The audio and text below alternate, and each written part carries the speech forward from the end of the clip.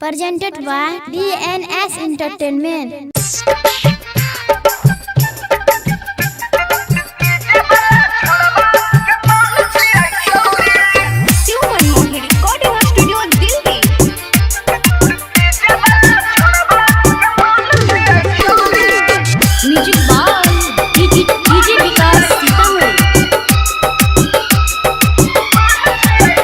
लचकोई छे जब कमरिया ढोरी लागै छै कटौरी लचकोई छे जब कमरिया ढोरी लागै छै कटौरी रे डीजे वाला छौरा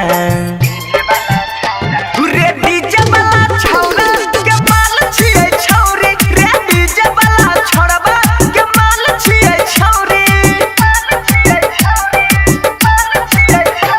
गजबे के महर ठुमका उड़ै छै पैसा कौड़ी गजबे के महर ठुमका लूटै छै पैसा कौड़ी रे डीजे वाला छौरा रे डीजे वाला छौरा के माल छियै छौरी रे डीजे वाला छौरबा के माल छियै छौरी डीजे विकास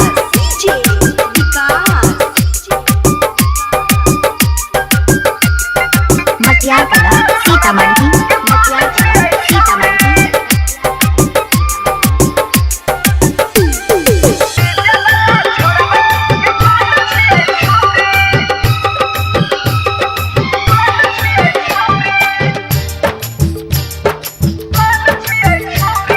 केतनो लुटाबै सबो नमरी हजरिया डीजे वाला पर छै कर नजरिया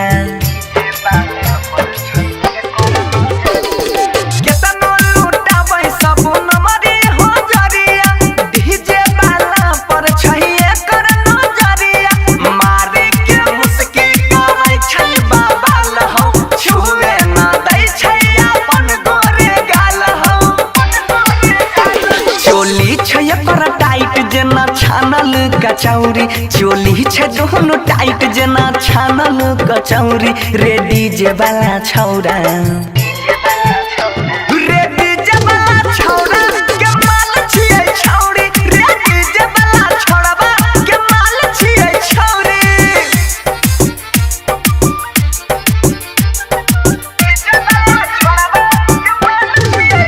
म्यूजिक बाय डीजे विकास सीतामढ़ी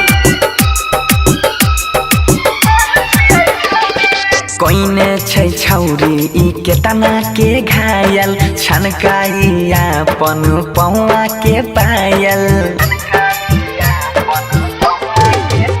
ओहर कोइने छै छौरी ई केतना के घायल छनकाई अपन पौआ के पायल मल्लिक राकेश सरवन लिखने छै बतिया नाचै छै बनसी सटाई के छतिया